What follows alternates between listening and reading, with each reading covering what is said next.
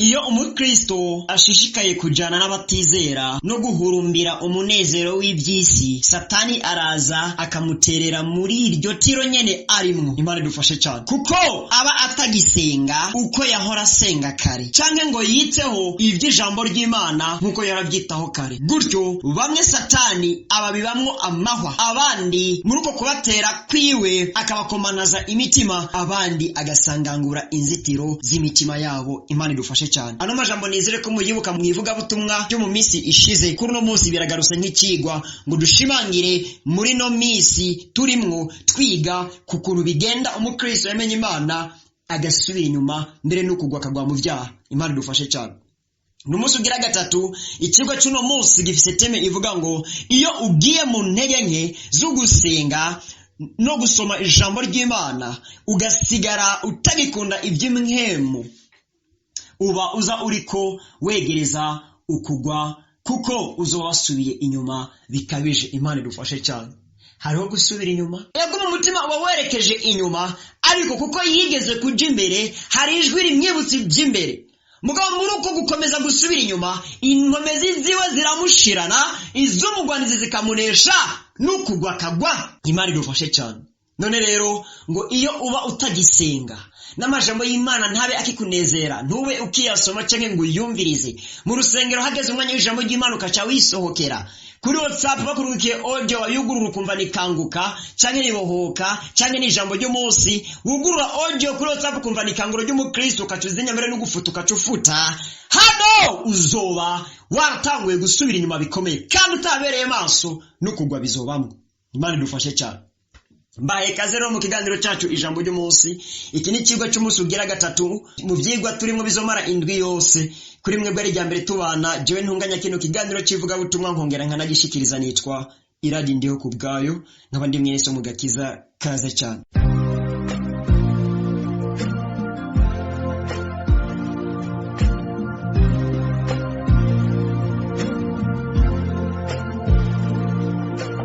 Turishimikiza amajambo y'Imana dusanga mu butumwa bwiza bwa Yesu Kristo uko bwanditswe na Yohana igice cya 10 ku murongo wa 10. Inda z'amajambo aravuga ngo umwongere mwiza, ariko sico ngiye guhagarara ko. Ndasoma ku murongo wa 10 haravuga ngo igisuma nikizanwa n'ikindi atari ukwiba no kwica no gutikiza, nanje jeho nazanye no kugira ngo zironke ubugingo kandi ngo ziburonke busagutse. Aho ngoma guhagarara naha, Yesu aravuga ngo igisuma inde Satani nazanwa n'ikindi atari kwiba, kwica no gutikiza. Mana idufashe cyane. Dusenge. Mana ugira neza, uhoraho sega b'amahanga, ndagushimiye irigira kandi kuri umunsi Mana dukundiye kuwubona, kandi kano kanya keza ko kumva ijambo ryawe mwayi Mana ukabukaturonkeje. None rero hezagira Mana uyu mwene data yuguruye ino audio ngo ayumvirize, kandi reka imbabazi zawe ziboneke ku bugingo bwiwe. Reka ubutabazi bwawe mwami Mana bumutemberere, reka uburinzi buvuye mu ijuru bumubeko, kandi mwemu wawe yera navugane nawe mw'izina rya Yesu Kristo. Ikigwa cy'uno munsi kimugeze ku yindi ntamboko,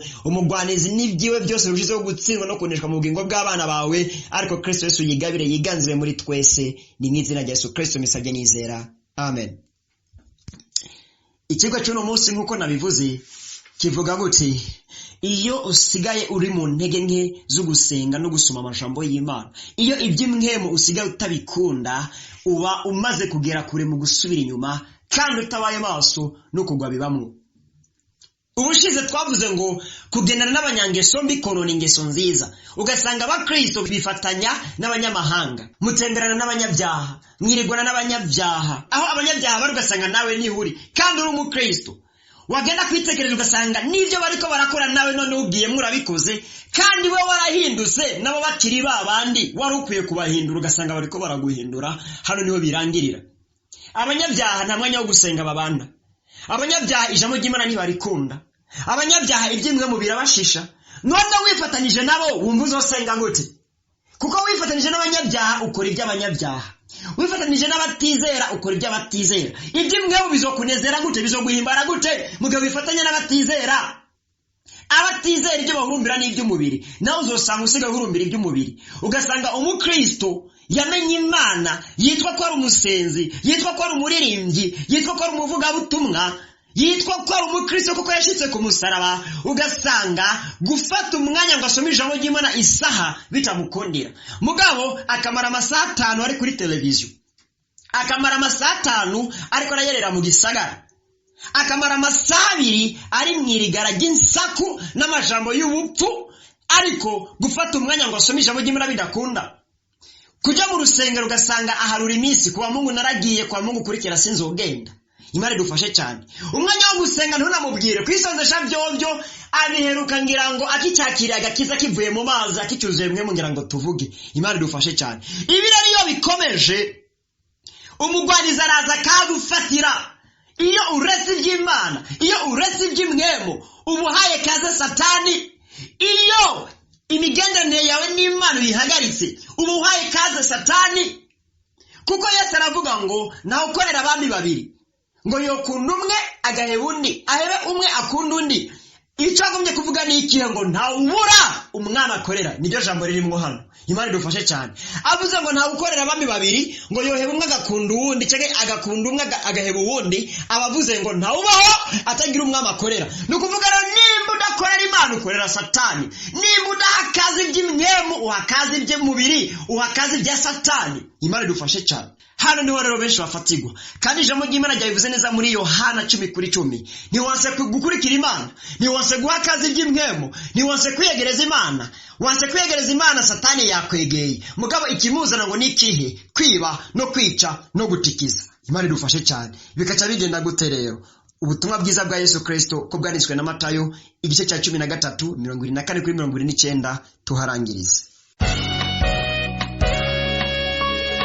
Inazama jamira avuga ngo ugwamfu muburo. Abacira uwundi mugani ati ubwami bwo mwijuru busa n'umuntu yabivye imbuto nziza mu ndimiro yiwe. Abantu basinziriye, haza umwansi wiwe abiba urwamfu muburo, hagati arigira. Bumaze gusesa no kuyangika, urwamfu ruca ruraboneka. Abashumba ba nyerurugo baraza baramubaza bati, mbega mutungwa, ntiwabivye imbuto nziza mu ndimiro yawe, none urugwamfu rwavuye hehe? Imana idufashe cyane. Nawe ati n'umuntu w'umwansi yagize atyo. Babashuma baramubaza bati, none uragomba ko tugenda kurutororokanya? 29 atoyaye, kuko kumbure mu kurandura urwamfu murandurana n'uburo. Imana idufashe cyane.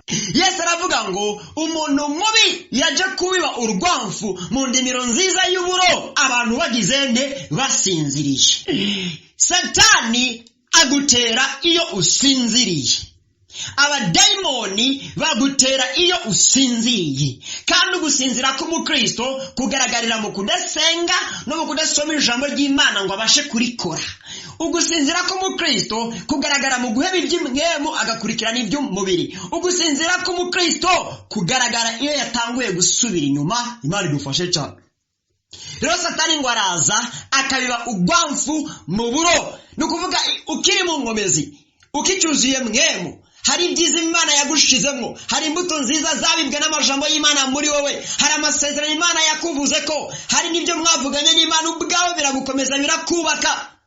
Ariko rero kuko wagiye mu ntege nke ugatangura gusubira inyuma, ukifatanya n'abatizera, iby'imwe mukabiheba, gusenga ugahagarika, gusoma ijambo ry'Imana ugahagarika, ugasigara uhurumbira iby'umubiri n'ibya kamere k'umubiri, ugasigara uhurumbira iby'isi. Satani araza akabiba ugwamfu muri wewe, akarangura wa mugambi wiwe rero wo kwiba no kwica no gutikiza. Niyo mpamvu rero imitima ya benshi ikomantara, abandi nabo mu mitima hakameramwe amahwa, abandi nabo Satani agasangangura inzitiro zikingiye imitima yabo, ukwizera kwabo kukaba nta kuhari. Imana idufashe cyane. Rero ku mutima urimo amahwa, cyangwa ku mutima ukomantaye, cyangwa ku mutima utagira inzitiro, umukristo nk'uyo afise umwe muri no mitima itatu mvuze, umutima ukomantaye, umutima urimo amahwa n'umutima utagira inzitiro, umuntu nk'uyu aba yarasubiye inyuma bikabije, kandi iby'imwemu ntacyo biba bikimumariye, kandi nawe ubwiwe ntacyo aba akimariye igikorwa cy'Imana. Imana idufashe cyane. Suzuma urabe, mbega uhagaze hehe? Mbega bimeze gute? Iki ni kigo kigira gatatu turakirangije. Umenye neza ngo mbega mu gusubira inyuma kwawe byagenze gute, ubitahure neza. Nimba uhagaze wiyubare, nimba warasubiye inyuma ngo umenye aho ugeze, hama unyaragase usubire kuri Kristo Yesu, wongere wezwe utunganye rwose, uramirize inzira y'umusaraba. Yesu adufashe cyane.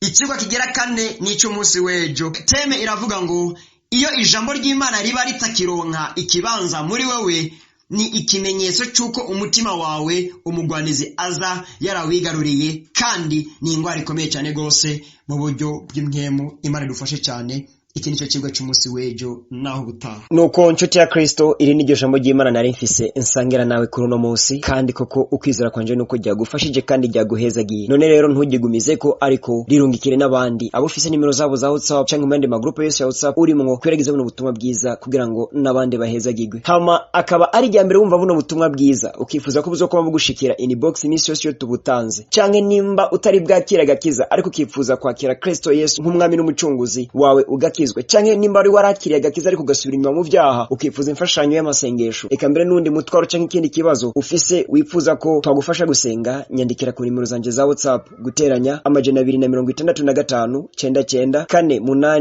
99 488 tuzobigufashamwo, kandi Yesu Kristo azokugirira neza. Hama dushishikara gushimira cyane gose mwese mutubwira ko ubutumwa bwiza dutanga mu kiganiro ijambo ryo munsi buriko burabateza intambuko uko buca nuko bwira, mukarushizaho gukomera no gukura mu buryo bw'impwemu. Eka mbere turanashimira cyane gose mwebwe mudufasha gusenga kugira ngo umurimo w'Imana ukomeze gutera imbere. Eka mbere na mwebwe munadushigikira mu buryo, kuko hari ibikorwa byinshi dukora kandi hari n'ibikoresho biba bikenewe bisaba amafaranga, bisaba uburyo. Mwese mudushigikira haba mu masengesho, eka mbere no mu buryo. Uhora Imana arushizeho kubongera intege n'inkomezi, kandi abahezagire cyane. Ibikorwa byose muri ko murakora muze mu byambare nk'igitsibo kuri wa munsi, naho butaha muzigamwe cyane.